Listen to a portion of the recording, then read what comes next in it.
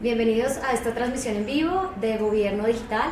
Hoy estamos aquí con Santiago García, yo soy Marta Pilonieta, líder del Observatorio de Tendencias, y quisiera que conversáramos un poco sobre qué tendencias nos esperan a futuro o qué tendencias se están dando en este momento que pueden aportar a la eficiencia del Estado.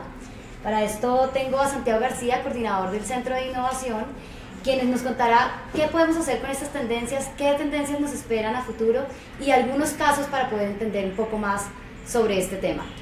Bienvenido, Santiago. Hola Marta, buenos días a todos y bienvenidos a este Facebook Live. Pues sí, Martica, vamos a estar conversando sobre cómo las últimas tecnologías y el uso de esas tecnologías están impactando el gobierno digital, tanto en el país como en diferentes partes del mundo. Entonces vamos a estar viendo conceptos sobre estas diferentes tecnologías y adicionalmente vamos a estar viendo también algunos casos específicos de lo que está sucediendo. Podía observar, Santiago, que en el informe de tendencias que publica el Centro de Innovación de Gobierno Digital del Ministerio TIC aparece como primera tendencia blockchain. Cuéntanos un poco más sobre esta tendencia. Bueno, lo primero es que blockchain es una tecnología que se enmarca dentro de un conjunto de tecnologías que se han denominado tecnologías de contabilidad distribuida. Y blockchain es la más prominente en este momento y ha sido reconocida porque ha sido la base desde el 2009 de la moneda Bitcoin. No obstante, lo que han venido entendiendo tanto empresas como gobiernos es que blockchain tiene un potencial mucho más allá que simplemente servir como de soporte para las criptomonedas. ¿Y por qué? Porque blockchain, dentro de este marco de tecnologías de contabilidad distribuida, lo que hace es coger la información y almacenarla de una forma muy segura. Digamos que la parte técnica es que divide esa información en bloques, esos bloques se encriptan, adicionalmente se encadenan y de ahí sale el tema de cadena de bloques, y eso le empieza a entregar una serie de condiciones de seguridad a la información. No, pero más allá, digamos, de la parte técnica de cómo funciona blockchain, lo importante es que hay una serie de valores que genera este tipo de tecnología. Genera valores como por ejemplo la trazabilidad, genera valores como por ejemplo que la información no se puede cambiar, genera igualmente una serie de valores relacionados con algo que se denominan contratos inteligentes. Los contratos inteligentes es un encadenamiento de estos bloques a través de una serie de código en donde se pueden desarrollar una serie de tareas, como por ejemplo, yo podría tener un testamento en un contrato inteligente. En el momento que yo muera y se registre mi muerte en un registro oficial, se empieza a desencadenar una serie de situaciones que pueden, al fin de cuentas, entregar mi testamento a mis hijos. Y eso, digamos, se podría llegar a hacer sobre una blockchain con un contrato inteligente. Santiago, pero suena un poquito complejo. ¿Tú podrías darnos un caso tangible de cómo se puede aplicar al Estado? Sí, digamos que la parte técnica puede llegar a ser compleja, no obstante, los beneficios y las aplicaciones, y cuando les cuente ahorita de los casos, van a ver que tiene una gran cantidad de potenciales para desarrollar a nivel estatal. Por ejemplo, Estonia, que es uno de los países de mayor avance en términos de digitalización a nivel mundial, lo que hizo fue, después de un ataque cibernético que recibió, empezar a considerar que debía tener su información guardada de una forma mucho más segura que la tradicional. Y lo que hizo fue empezar a constituir su propia red de bloques, su propia blockchain. Y en este momento está almacenando la información más crítica en esa blockchain, de forma tal que protege su información de cualquier tipo de ataque cibernético, porque esta blockchain o este tipo de tecnologías de contabilidad distribuida son supremamente seguras. Entonces, lo que está haciendo es que prácticamente ningún hacker puede llegar a entrar a la información que tiene Estonia.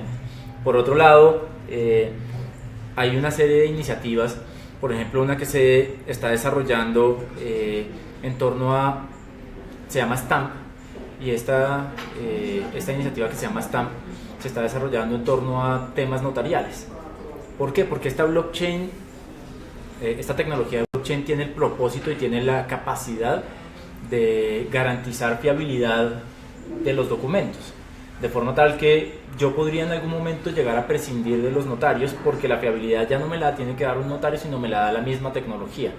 Pero eso implica una serie de modificaciones dentro de la estructura del funcionamiento de un Estado, pero es lo que empieza a habilitar la tecnología. Incluso Aquí en Gobierno Digital se desarrolló una primera investigación aplicada en donde utilizamos blockchain para darle autenticidad a documentos en un caso de uso muy específico, que es el tema de los diplomas. Y lo que hicimos fue trabajar con esta tecnología para poder validar la autenticidad de un diploma.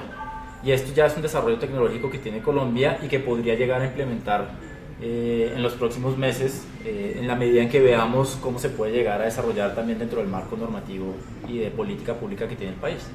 En otras palabras, blockchain genera confianza, genera eficiencia, puede ayudar un poco a reducir los riesgos de corrupción, a hacer más transparente el Estado.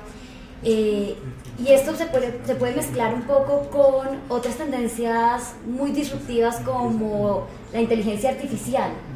¿Cómo ves la inteligencia artificial? ¿Cómo juega la inteligencia artificial a la hora de hacer un Estado más eficiente? Para mí la inteligencia artificial realmente es la tecnología que va realmente a modificar la forma de hacer las cosas. Si bien la blockchain tiene un gran potencial, la inteligencia artificial creo que nos va a revolucionar el mundo, y no solamente el mundo económico y social, sino el mundo gubernamental. La inteligencia artificial básicamente, aun cuando tiene un montón de derivaciones, posiblemente ustedes habrán escuchado del machine learning o de la computación cognitiva o de la visión inteligente, son diferentes variantes de la inteligencia artificial, pero al fin de cuentas lo que quiere la inteligencia artificial es tratar de emular la inteligencia humana en cierto tipo de tareas. Los seres humanos somos bastante eficientes y bastante productivos en cierto tipo de elementos, en cierto tipo de acciones. Por ejemplo, somos muy creativos, somos compasivos, tenemos emociones, mientras que en este momento la inteligencia artificial no tiene ese tipo de elementos. No obstante, la inteligencia artificial sí es muy buena en cuanto a analítica de datos. Entonces ahí, cuando tú haces esa relación entre blockchain e inteligencia artificial, tiene que ver con esa base que está por detrás, y al fin de cuentas son los datos. Y la inteligencia artificial es muy buena generando patrones, revisando grandes cantidades de datos para generar ese tipo de analítica y tratando de emular la inteligencia humana. Y realmente esto nos va a ayudar a acelerar la toma de decisiones, a poder tomar decisiones de una forma mucho más integrada, y eso pues desde el Estado es supremamente importante. ¿Cómo podemos nosotros enfrentarnos, por ejemplo, a los objetivos de desarrollo sostenible de la forma en que no nos enfoquemos en cada objetivo como si fuera un silo, sino que veamos toda la información de una forma integrada? Eso quiere decir que inteligencia artificial puede requerir de otras tecnologías, de pronto como Big Data, Internet de las Cosas, otras tecnologías que igualmente están a la vanguardia y que hacen toda esta gestión de datos para poder alimentar la inteligencia artificial o esta máquina que está simulando un humano. Efectivamente, pues digamos que la inteligencia artificial, al fin de cuentas, lo que necesita son datos. Cuando uno crea una inteligencia artificial y está recién creada, es como un niño recién nacido. Y como un niño recién nacido, uno tiene que empezar a alimentarlos. Tú sabes que los niños en los primeros 5 años de vida recogen la mayor cantidad de información que en el resto de sus vidas. Lo mismo le pasa a la inteligencia artificial. Hay que empezarla a alimentar. ¿Y con qué se alimenta? Con datos, con información. De forma tal que puede ser información que venga del Internet de las Cosas, puede ser información que venga de diferentes tipos de fuentes, digamos, derivado de todo este fenómeno del Big Data. Y al fin de cuentas esto nos va a ayudar como Estado a enfrentarnos a tendencias como un Estado proactivo, un Estado predictivo, en donde el Estado, imagínense qué tal sería si nosotros nos despertáramos a la edad que nos vayamos a pensionar, el día de nuestro cumpleaños, y nos llega un mensaje a nuestro dispositivo que tengamos en esa época y nos dice: felicitaciones Marta, usted ya cumplió la edad para pensionarse, ya sabemos que usted tiene las semanas cotizadas necesarias, si usted quiere pensionarse haga clic aquí y diga que sí, y uno se autentica con la huella, con el reconocimiento facial. Por el otro lado, la inteligencia artificial hace todos los trámites y nos da una determinación en cuestión de segundos. Pues eso sería un Estado que está anticipándose a las necesidades, que está prediciendo las necesidades y que reacciona de forma proactiva a nuestras necesidades. Y casos específicos, digamos, de cómo se está utilizando ya la inteligencia artificial, podemos tener diferentes. Por ejemplo, en Inglaterra se está utilizando la inteligencia artificial para hacer una serie de revisiones en términos jurídicos. En este momento, digamos, para analizar en un caso judicial cuáles son los documentos, pues tiene que una persona que sentarse a leer el caso, mirar en todas las diferentes fuentes qué tipo de información pueden llegar a sustentar ese caso, mientras que lo que están haciendo en este momento es utilizar la inteligencia artificial para que haga esa tarea, que es una tarea mecánica. Entiende cuál es el contexto del caso, entiende cuál es la información que tiene que relacionar y la trae de forma automática. Y también hemos empezado a hacer cosas de ese estilo aquí en el país. Tenemos el caso, tú lo conoces muy bien, del ICFES. El ICFES el año pasado estuvo trabajando con nosotros porque ellos evalúan la prueba Saber Pro. Y la prueba Saber Pro tiene un ensayo, digamos, estructurado, escrito, que desarrolla las ideas de los estudiantes, y por detrás ellos tienen una serie de reglas para tomar decisiones. Entonces, con base en esas reglas, contratan una serie de evaluadores que aplican esas reglas a los ensayos que han sido creados por parte de los estudiantes. Realmente es una tarea en cierta medida mecánica. No están pidiendo, digamos, el concepto de los profesores a nivel, digamos, subjetivo de cada uno de los profesores, sino que lo que tratan es de que sean lo más objetivos posibles a la hora de evaluar los ensayos, comparándolo contra unas reglas que ellos tienen. Lo que hicimos con el ICFES fue desarrollar un algoritmo, un modelo de inteligencia artificial que permite evaluar esa parte de las pruebas Saber Pro, de forma tal que eso implica velocidad y ahorro en términos de costos para el Estado.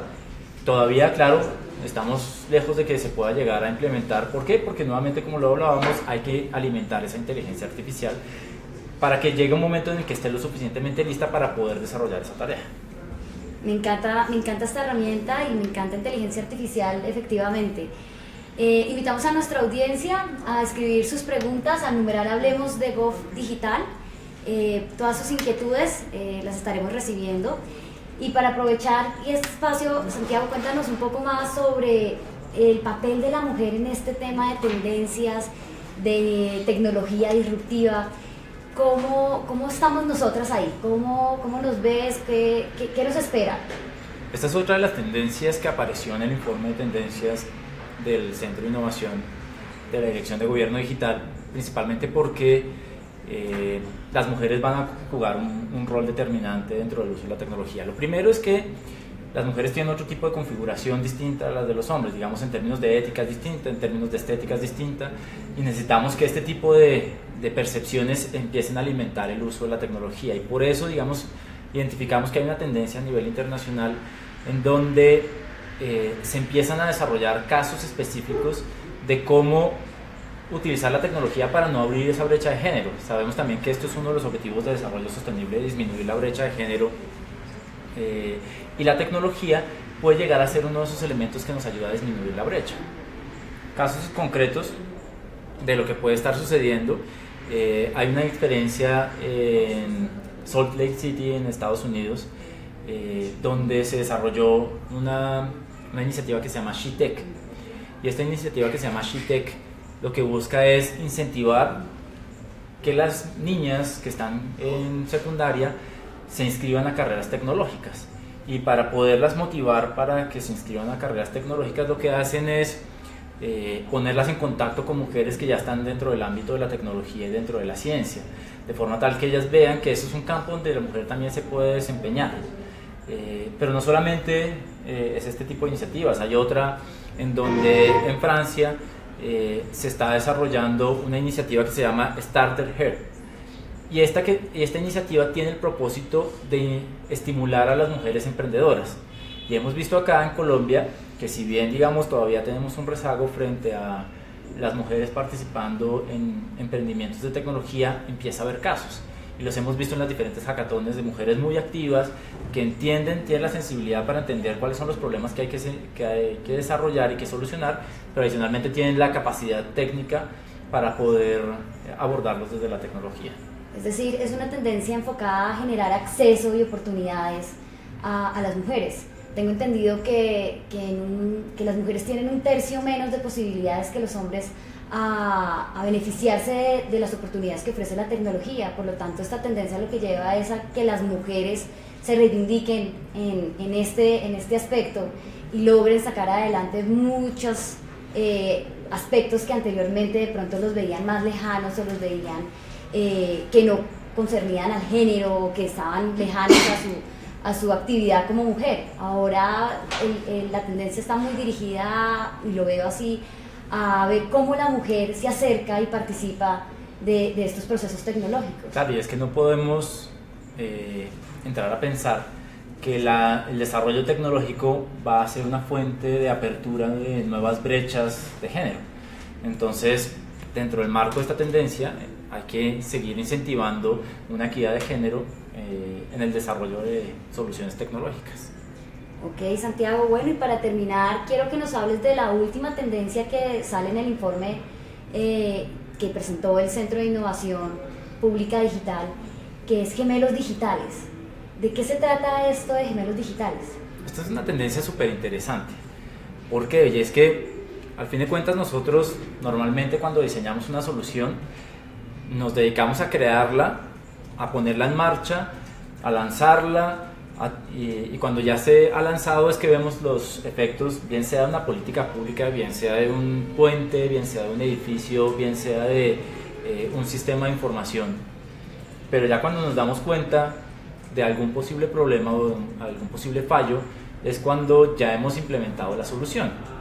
Entonces, ¿qué busca o a qué responde esta tendencia de gemelos digitales?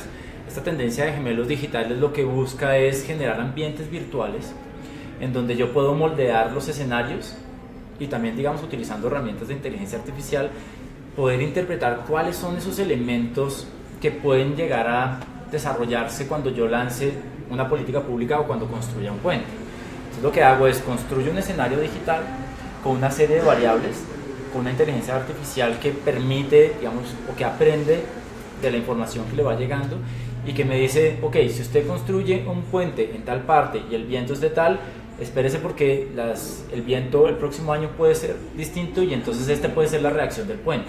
O si usted construye una política pública para atención de la pobreza, mire que las dinámicas sociales se están moviendo de esta forma y tenga cuidado porque el próximo año puede llegar a suceder algo.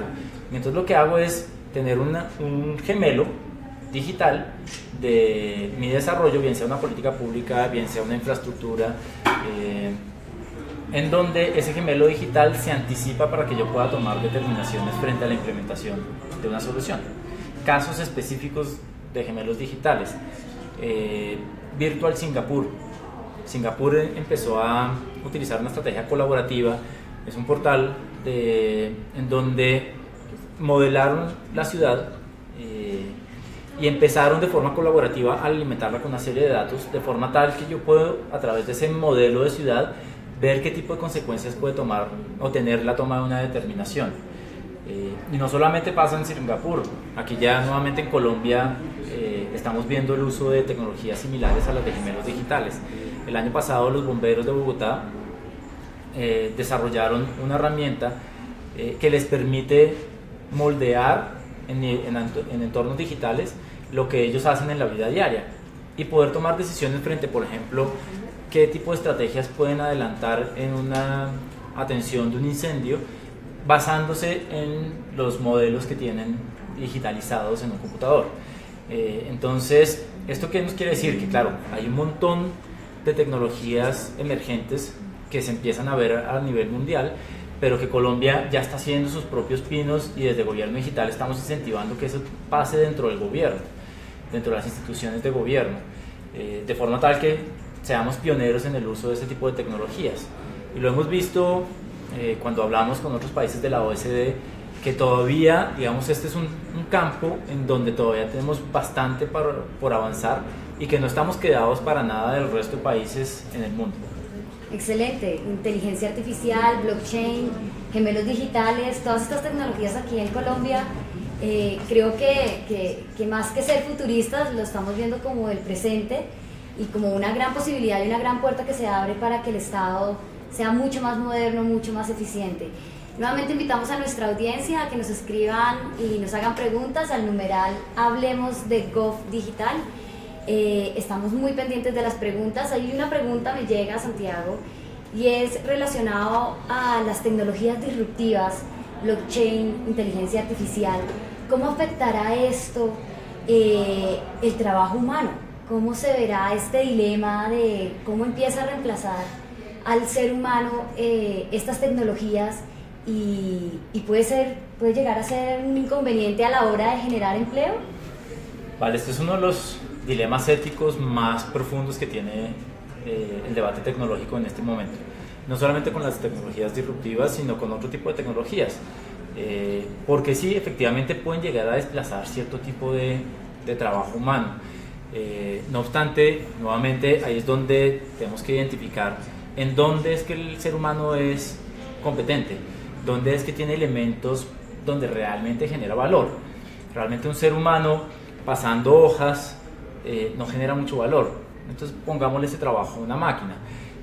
Entonces realmente esto, la implementación de tecnologías disruptivas no puede venir solamente pensado desde el punto de vista tecnológico, sino tiene que ser una mirada integral, de forma tal que logremos desarrollar estrategias que compensen de forma inteligente el tipo de trabajo que puede llegar a ser reemplazado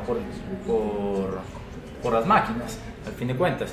Y claro, el tipo de trabajo que puede llegar a ser reemplazado es donde las máquinas realmente muestran un desempeño mucho más eficiente, como revisión de grandes cantidades de información, generar patrones a través de documentos, cosas en donde nosotros como seres humanos no somos tan buenos, y claramente pues ahí es donde tenemos que desarrollar otro tipo de competencias para mantenernos vigentes en el mundo laboral. Sí, ahí el tema es cómo se complementa más que cómo reemplaza, ¿no? Es la Exacto. posibilidad de que el mundo físico, cómo se complementa de todas esas oportunidades que nos ofrece los aspectos virtuales o las tecnologías emergentes. Santiago, tenemos otra pregunta y es ¿cómo o qué esperamos de los emprendedores frente a estas tecnologías? ¿Cómo ellos deben responder? O la industria igualmente, no solamente los emprendedores, sino la industria, ¿cómo debe responder para atender estas nuevas necesidades que se presentan a nivel estatal, a nivel de la sociedad? Claro, yo creo que lo primero que tienen que hacer los emprendedores es identificar cuáles son las problemáticas en donde pueden llegar a generar valor. Y teniendo muy claro cuál es el valor que se puede generar desde las tecnologías emergentes o tecnologías disruptivas, hacer un match entre necesidades y tecnología. Y realmente aquí lo que digamos, los emprendedores que más nos interesan aquí desde Gobierno Digital son los emprendedores que pueden llegar a generar soluciones que generan valor público. Soluciones no necesariamente que se le vayan a vender al Estado, soluciones que tengan la posibilidad de aportarle a la construcción de un desarrollo sostenible, o soluciones que efectivamente le puedan ayudar a una entidad a solucionar algún tipo de situación. Entonces, claro, los emprendedores lo que tienen que ver es identificar cuál es el valor agregado que generan este tipo de tecnologías y cruzarlo con las necesidades que tienen en este momento las entidades del Estado o que tienen las situaciones sociales. Por ejemplo, si nosotros hablamos de pobreza y empezamos a identificar cuáles son las fuentes de la pobreza, claro, hacer el enlace con temas de blockchain, por ejemplo. Entonces hemos identificado, por ejemplo, que la pobreza está relacionada también con la falta de visibilidad de estas personas para que puedan acceder a créditos. Entonces, si las personas no tienen una visibilidad financiera para poder acceder a un crédito, es difícil romper los círculos de la pobreza, porque de pronto su pequeño emprendimiento, su hectárea o su parcela que tienen cultivada de café o donde producen miel, y quieren de pronto escalarla para tener un beneficiadero o algo así de ese estilo, pero no pueden acceder a un crédito, pues claro, se va a ver mermada. ¿Qué podría llegar a ser un emprendedor? Entender que podría llegar a utilizar blockchain para generar una solución que permita generar trazabilidad de las transacciones de los pequeños campesinos y así, por ejemplo, generar un modelo de negocio social que permita ser inclusivo y crear valor público. Cosas de ese estilo creo que son las que deberían empezar a suceder.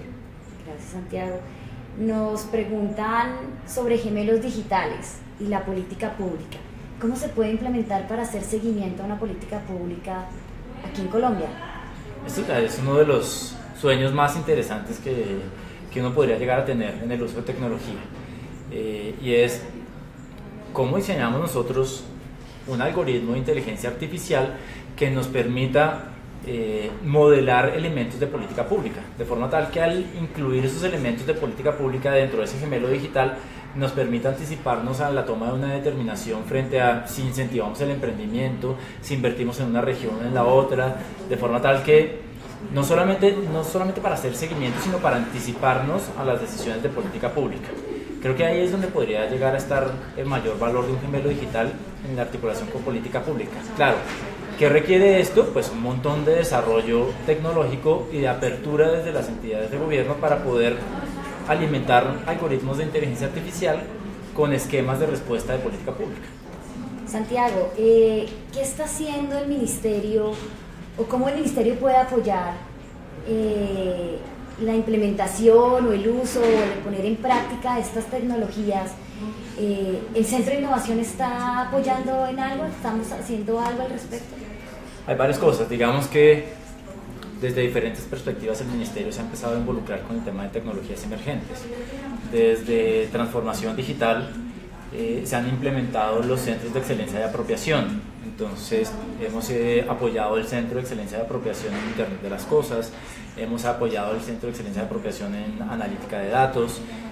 Adicionalmente se está constituyendo el primer Centro de Excelencia de Apropiación en temas de inteligencia artificial, y lo mismo está haciendo la Dirección de Gobierno Digital.